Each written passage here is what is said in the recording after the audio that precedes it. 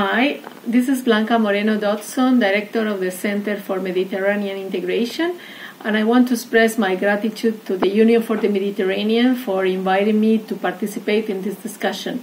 The current pandemic that we are all living through has taught us that this is a crisis of inequality.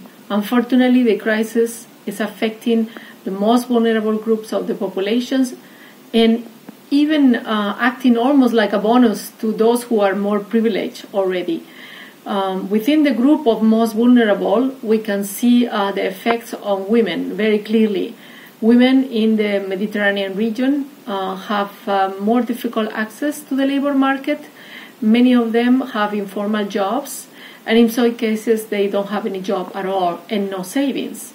Also more difficulty to access credit and to be fully integrated in the society. Therefore, the crisis has been hitting them much harder because they don't have a buffer. They don't have the opportunity to get another job or get a loan. Therefore, we have to take this into consideration when planning the adaptation plans and the post-crisis strategies for the region. The crisis is certainly offering challenges that can be turned into opportunities. For example, we observe a trend towards regionalization and deglobalization. That means that countries in the Mediterranean could really trade much more with each other and remove the obstacles that prevent them from doing so. If that is done, if that is accomplished, there is definitely room for women to benefit from this new regional integration.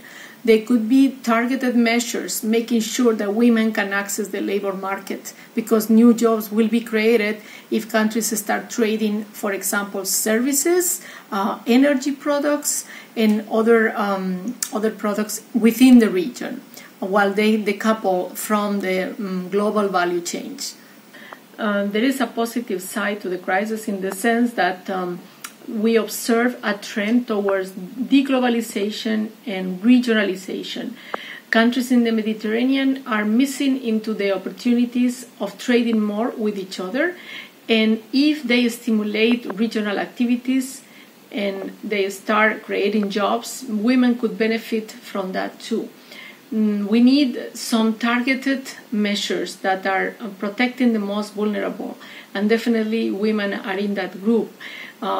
Trade by itself will not create the jobs, but if we reduce barriers to trade, opportunities will be developing for countries to trade with each other. So this trend towards regionalization could benefit women only if we have targeted measures that are protecting them and helping them access the labor market.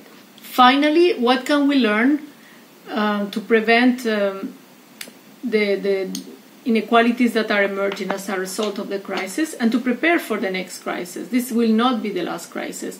And unfortunately, this one is harder, much more difficult than any of the economic global crises we had before.